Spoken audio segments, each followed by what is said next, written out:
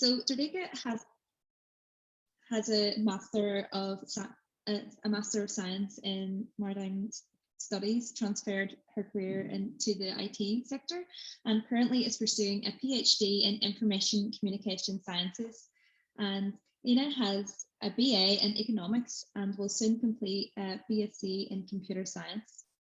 So I'm now going to pass you on over to our speakers today, and I will stop sharing my screen and pass it on over to you both. And also, sorry, just to let everyone know, if anyone has any questions, please feel free to put them into the chat and we can get them answered at the end. Pass it on over to you now. Thank you. Just a second, and we meet till we share the presentation. Okay. Well, thank you, Naomi and Sophia, for this kind introduction and for the invitation to become one of your speakers and to share our experiences. As you already mentioned, we wanted to bring closer to our story all the beginners who are trying to take advantage to this new remote-centric atmosphere to connect and to collaborate.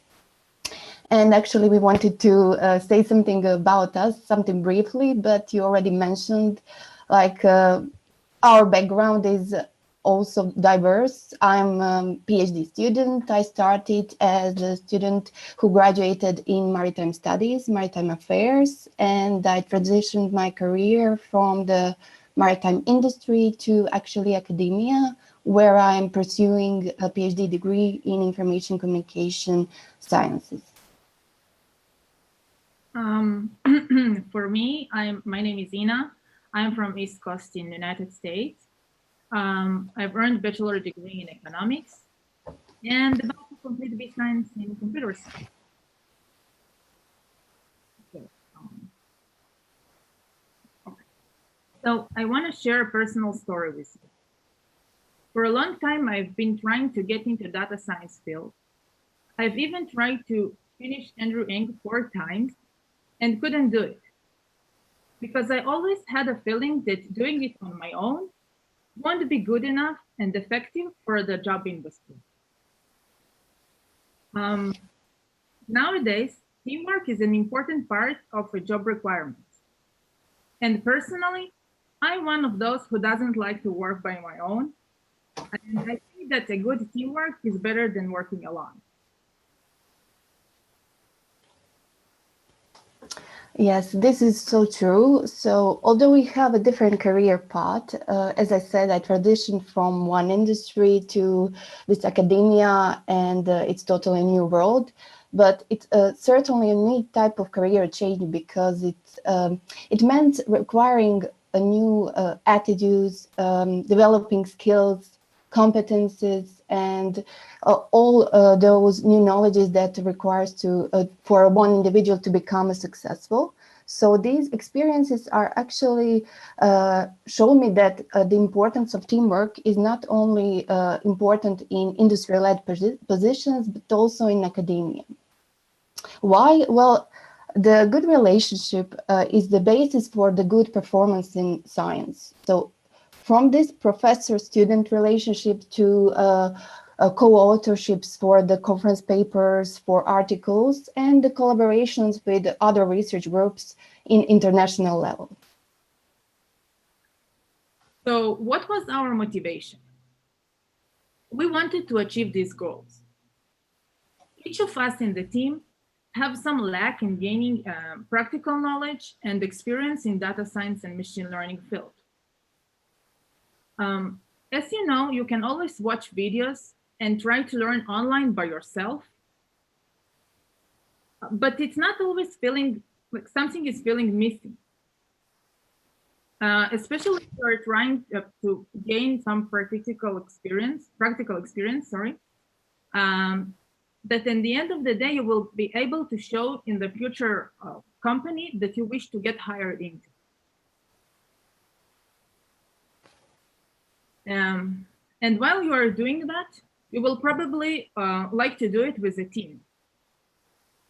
Team will benefit you with the ability to learn from other people.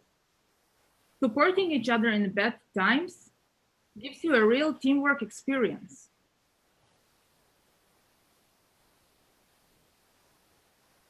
And as you know, Yes. work is better than working alone. Yes. Yes, definitely, because being a part of the team is something that gives you opportunity to advance your skills, such as problem solving, to help each other, to share resources, experiences, stories, tools, and all those ways of addressing some recurring problems, as well as identifying some gaps. So, although the teamwork has many advantages, it sometimes can feel a little bit stressful and messy because actually true teamwork can take time to get going, as working with fellows, also your teammates who have different personalities, and it really is not sometimes easy. So all these challenges can actually arise, and we wanted to actually indicate what challenges we came across.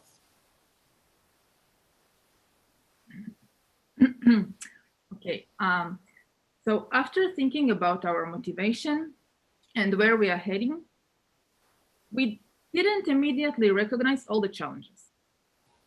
Sure, it would be a great thing to know in advance what will be our challenges and tackles.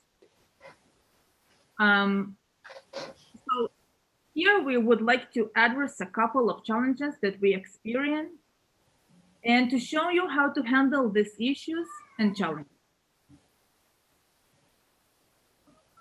So where to look for the right people? There are so many ways, groups, events, and even communities over the internet today. And especially since the COVID-19 pandemic started, which made even the skeptical ones get into working and learning remotely. So how do you filter them out? How do you make sure you're not wasting your time with one group over the right one for you? After you choose the right resource of where to find people that have the potential to collaborate with you, how are you going to build a team? What exactly who are you going to offer it to? And what exactly this team is going to do? After you pass that, then you need to decide which project you are going to work on and what would be the goals and the outcomes. And then when you start to work together, you would find that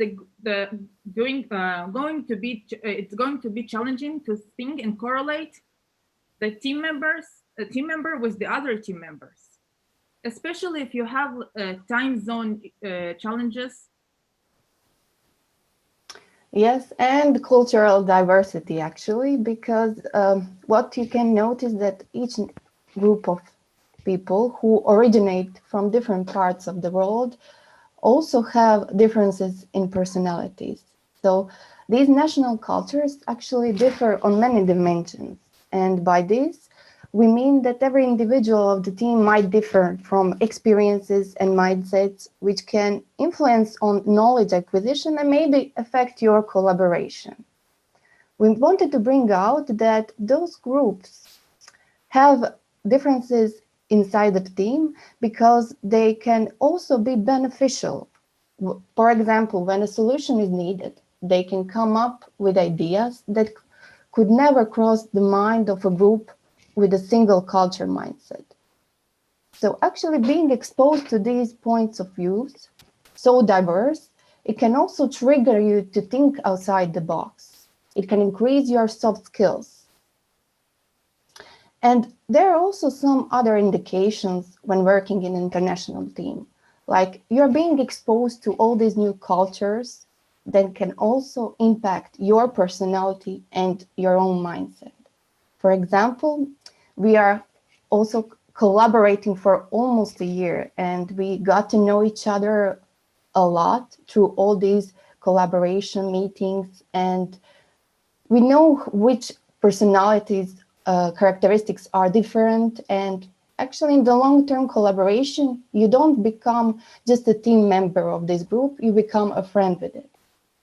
So you start to realize that adapting to a new environment and people requires putting apart your expectations and prejudices. But it can also lead you to deeper personal growth, and you can develop a more open mind and open-minded mindset, and make yourself more flexible, more tolerant, and actually more committed to this collaboration. Sometimes if you are actually in a very diverse group, you can notice some specific personality characteristics while collaborating. For example, some colleagues might be less likely to let their voices be heard, or they may feel less comfortable speaking up or sharing the ideas, particularly if they are new in the team or they're beginner level. They don't have such a technical background or domain knowledge. So these approaches to the teamwork can vary notably, but some cultures have this collective consensus type, but others have this emphasis on independence or individual approach. So actually those communication behaviors might differ also from the person to another person with respect to communicating in a direct manner, or maybe preferring more nurturing approach. So what can actually be concluded is that you need to notice that cultural differences should be acknowledged, it should be respected and also appreciated, because everyone should be willing to be more flexible and adaptable when working in a team with the people who have so many different backgrounds. And when deciding who should be a team member, you should also choose people who have the same mindset and same approach to teamwork. So this is why actually successful team relationships are built on mutual respect, by taking the time to listen to each team member and taking their opinions into considerations. We will share some of our experience in the next slide. Our story. So lucky for you, we are going to share our story, and that will give you some ideas how to handle all of these challenges, and will help you to get into building a team that will boost and help you to get a practical data science and machine learning experience. So each one of our team member have their own story, but about how they joined the team, the struggle to find the right team for them. But since it's only the 30 minutes presentation, just two of us will share our story and our point of view. In my case, I had a few trials with different groups that didn't succeed. Like everyone, I did try to find it online. It's very hard to find people with no experience that are very motivated to get into the field. So I tried Meetups and hoped that a face-to-face meeting would be more effective. And it did to some extent. I did manage to find a group of people, and we did try to build a team. Also worked on some projects. But in the end of the day, it didn't work. And the reason is that even if you are going to meetups and find people that claim they are highly motivated, meetups are one-time event meeting. And there is nothing to bind these people together to meet again. So higher chances people will not do their best. Right before I was close to give up this idea, I lucky to find Women Who Code. As you know, Women Who Code is a group of women who are highly motivated to succeed in a coding job. That makes them more committed than the other alternatives.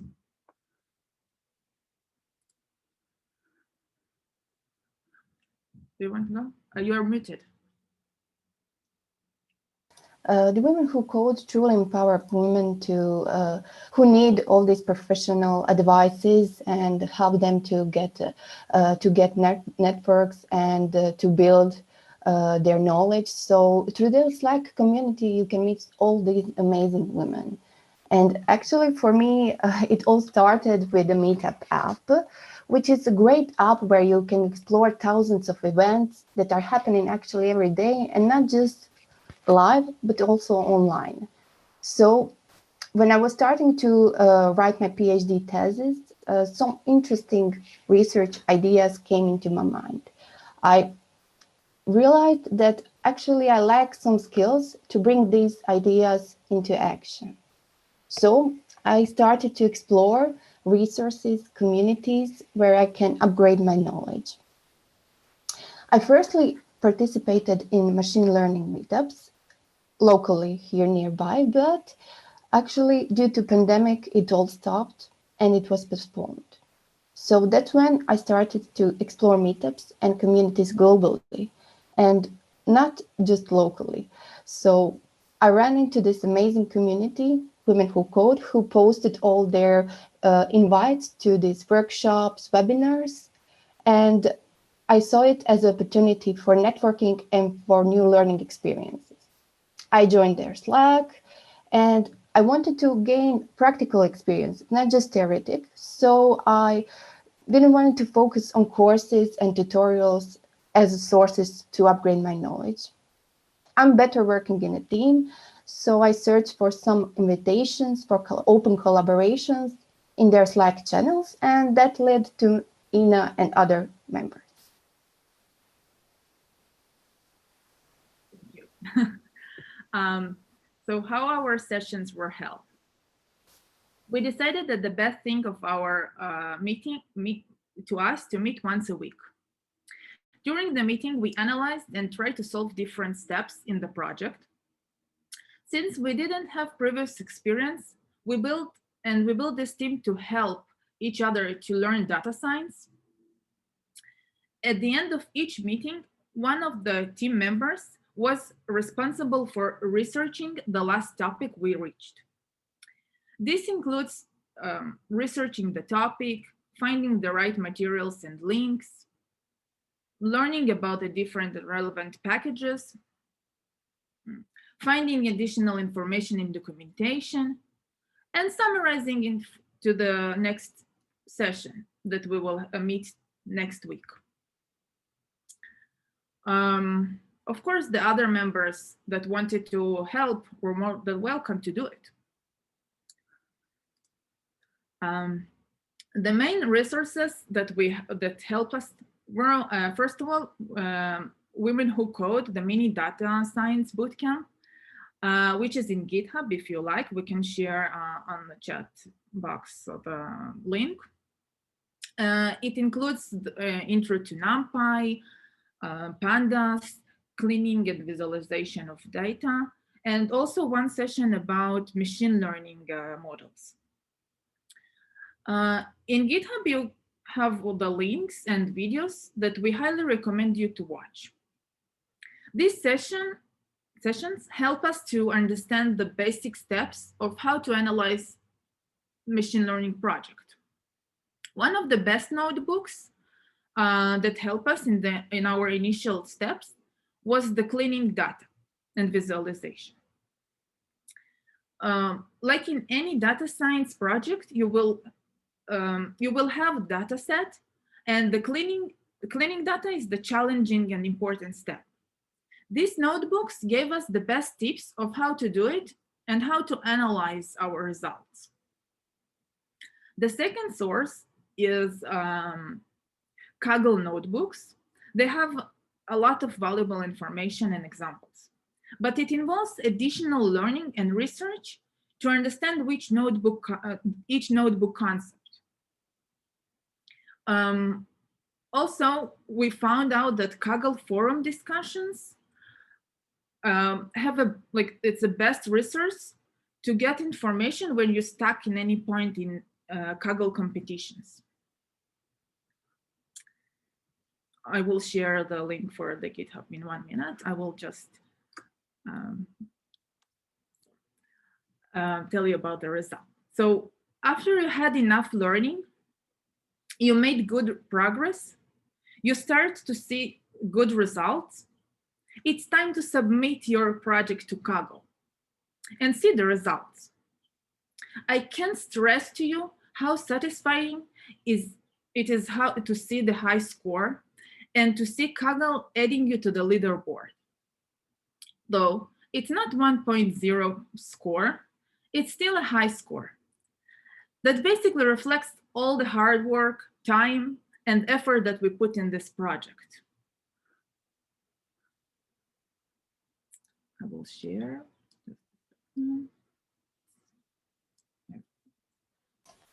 Yes, a toolkit for success. Well, actually, I think that everybody wants to know how to succeed. Like, what is the greatest recipe to actually successfully deliver one project, whether it is Kaggle or some other competitions. So, I think the most important thing is to remember that there is no actually one apply to all toolkit for success. So if some of you are beginners, the amount of information that it's actually there for you can be sometimes overwhelming, and it can lead sometimes to give up before maybe even you start. But before you even start thinking about getting more into this field, you should start with some learning resources, such as maybe machine learning by Andrew. It is Coursera course that can actually get you into your first steps in ML course, which is known also in the industry, and it is actually a foundation to get more into advanced challenges.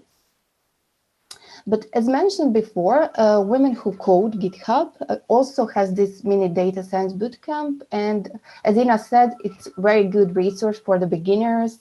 It covers all the basic concepts and these notebooks that are very helpful to get you more dive into these notebooks that are actually useful for delivering your project in Kaggle. So we have to say that Women Who Code are especially helpful for those who are starting to as a first project and who are new to this field. We have to give them huge kudos because they really did some incredible job.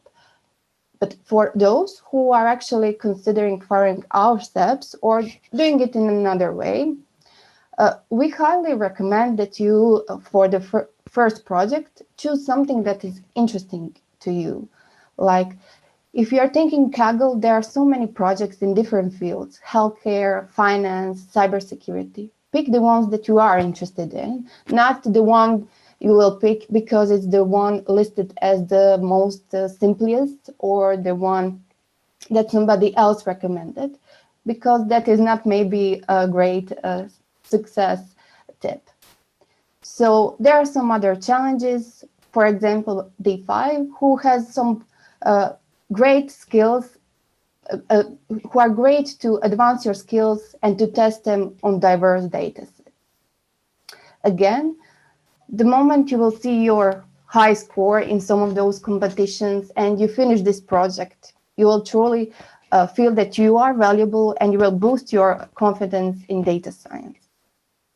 So actually, except for these competitions and except from those learning resources, we also recommend you to look for the communities, to look for the events, and to try to construct your toolkit for success. And wait a second, I want to add something. We wrote here library documentations. It sounds so nerdy, but no, after like few months, the months that we worked together, it was so convenient to read all the functions there, the explanations, the parameters, also like the default parameters and everything about these functions. And with time, it's going to be more convenient, and you get familiar with this. Right, you will feel more comfortable and you will interpret things much more easier. And as some greatest thoughts of Van Gogh said, that it's actually the beginning is perhaps more difficult than anything else. So you need to keep your heart and trust it will all turn out all right. Thank you for your participation in this event, in our sessions. We are all open for the questions. If you have any question or if you have your own story to share, we would like to hear you. Yeah. And can we share our PowerPoint with the community? I think people often ask for it. I'm not sure if you can just like drop it here or if you want to email it to one of us. No, okay, we will. Great, thank you. All the link, we have the links and. Yeah, I think all the links are probably really helpful. So if I'm not sure what format your presentation's in.